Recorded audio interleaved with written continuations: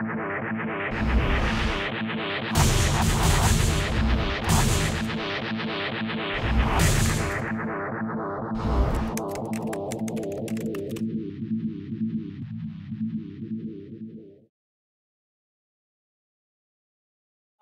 pokies and not slots. Slots in Australia and New Zealand almost has a dirty connotation to it, almost. This was sort of evident when I came back. I came back from Vegas recently, and I had a copy of Strictly Slots magazine, and my friend picked it up, and he was sort of thumbing through it, and he was like, "Dude, this is so misleading," you know, because I know what he thought it was. So yeah, so wherever you can, I just got that. So wherever you can, use the word pokies and not slots, or poker machines and pokey machines and that sort of thing. I mean, as I say, again, people are not going to not play in your casino because you don't have these words up there, but if you're promoting to this market, you might as well try as much as you can to do it properly. Now we'll get to my story, and I'll tell you how I came across a lot of these sorts of things. I used to work in a record company a few years ago, and I was working in the marketing department, and because of the downloading that was going on and everything, I could see that my job was going to be pretty much numbered soon. So I managed to convince my wife to move to the Gold Coast, where my family had some property over there, and the thought of beautiful sunshine and living rent-free for a year sounded pretty good to me, so I managed to convince her to go to the Gold Coast. Now my big idea was I was going to find a hungry market, create a product, and then make $1 million off it. So yeah, it's not a bad idea. So what I did is in my research in the pub, noticed that of course Aussies love gambling, you know, and they go nuts for it. So I sort of scanned around. It didn't take me long to realise that every single thing in this pub was gambling, and Aussies all went there and they all just spent a fortune on gambling. So I was like, this is my market. Pokies were the easiest one, and as we all know, pokey players or slot machine players are our friends. Obviously the most profitable part of the online casino operation. So I was into it. I was like, right, I've got to create a product for pokey players, for Australian pokey players, because Australia is a massive market. There's a lot of people down there. So what I did is I decided I'd write a book on poker machines. So I basically went through all the law books and everything, got all the legislation out. There's different laws for the machines in different states, and that was pretty easy. It was really just a case of going onto all the local websites for the local government and just pulling all the information off that. Then I went to all the manufacturers and tried to get information from them about their machines and that sort of thing. And then when they wouldn't give me the information I wanted, I then went to their conferences and everything, posing as a buyer of these machines, and that I had this big casino, this big pub operation in New Zealand that I was going to put these machines into. Of course, all the sales reps were very forthcoming with information. Then, oh yeah, this game's better because it keeps them hooked in longer. This game's better because women like this game better because of the symbols. And so, of course, for me, this information was gold. So I'm just writing it all down, and then I just created this book. Here it is. This book here, Pokey Secrets, and yeah, just put all the information in layman's terms. So created the book, and of course, the title was How to Win on the Pokies, because who's not going to buy a book like that? So went ahead and printed up Pokey Secrets, got thousands of copies printed off or whatever, and then I had to go about selling it. Selling it was a little bit more difficult. Obviously, I don't know if you guys are familiar with publishing at all, but if you write your own book and then you get it carried in all the big bookstores and that, you really get bugger all of that money. Your publisher will give you an advance, and then they sell the books into the big chains and that sort of thing. But what happens is it all goes in on sale or return.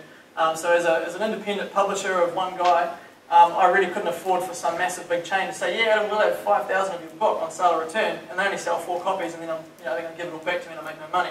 So obviously I decided, right, I'm going to have to sell this thing online, and to advertise, to get pokey players to put this online, I needed to go to where the pokey players were, which is in the pubs and that sort of thing. But of course, they're not going to let me advertise how to win on the pokies because they don't want you to. So I printed up some beer coasters, and I went round. Actually, that's a whole other story there, but I'll keep it short. Printed up some beer coasters, went round to all the pubs, posing as a courier driver, even had the tight shorts on and the pen behind my ear. Just running up to the counter, like, oh yeah, just dropping off these coasters, just throw them around the bar, it's a new promotion we're doing. Cool, thanks a lot, see you later.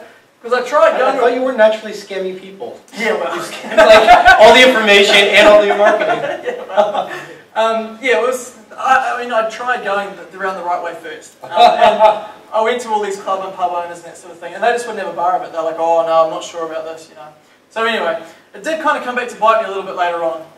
On the coasters, one of the things I put on there was how to use your cell phone to win on the pokies. Now, of course, everyone was into this. They're like, whoa, I can use my cell phone to win on the pokies? Tell me more.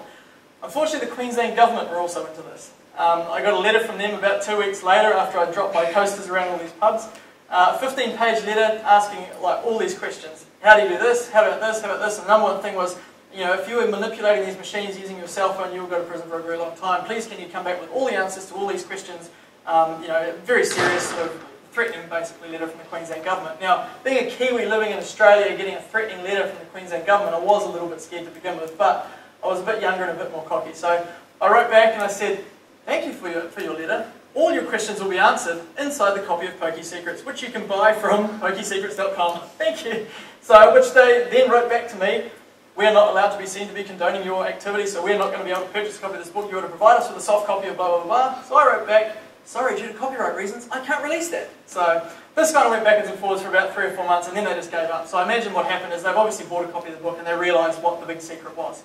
And for those that want to know, the secret is basically use a calculator function on your cell phone. Because all the poker machines in Australia have meters up on them. They have coin in and coin out. And basically what you do is you just divide one by the other and it gives you the long-term payout percentage of that machine. Now obviously, skipped again. Yeah, so obviously what you need to do is walk around the casino and you can just type out and find out which one's got the highest long-term payback percentage. Now of course no one's going to stand there and play the 5 million spins necessary to realise that, but you know, poker players are the most suspicious, I mean not suspicious, Horrible. Gullible, yeah, but there's also, what's the other, superstitious people I've ever met in my life. Obviously when I was researching this book I went around a lot of poker parlours and talked to a lot of people about, you know, when they were playing the machines. And I put a little glossary in the back as well with some of my favourites. And one of them was a screen rubber. And this is someone who rubs the screen while the reels are dropping in, because they believe this is going to bring them some kind of weird luck. You know? Poker machine players are so superstitious, and that's obviously why I was able to play on it as far as a marketing exercise goes, how to use your cell phone to win on the pokies. So that worked really well for me, which was good. Obviously, when I set up the book and everything, I needed a website to sell it from, so I created this myself, as you can tell. Never went to HTML school.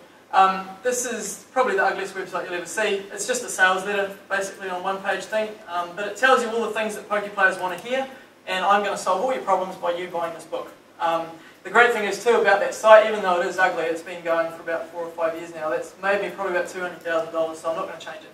It hasn't really been optimised properly, and that's what I'm going to work on when I get home. But it's definitely worked for me. So what the book told me when I wrote all this is it basically helped me to develop a system, and this is where I came across you guys and this industry.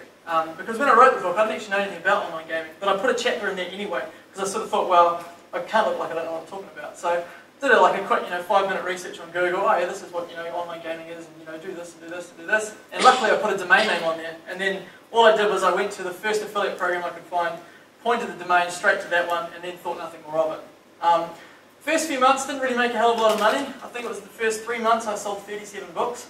The book sells quite highly priced though. The book was selling at $29.95, and it's this big. Like, the thing is, it's all about the information that's contained inside, and that's where the value is.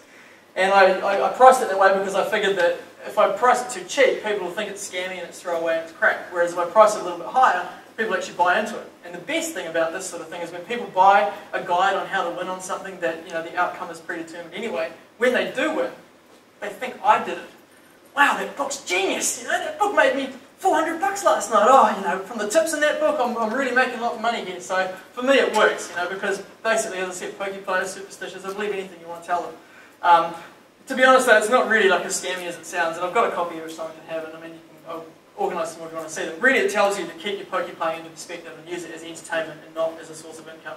And it tells you basically that you'll never win on them, but this is how you can play on them for longer and lose less. So, just so you don't all think I'm such an evil bastard. So. You went with those diamond sheets they talked about last time. Yeah.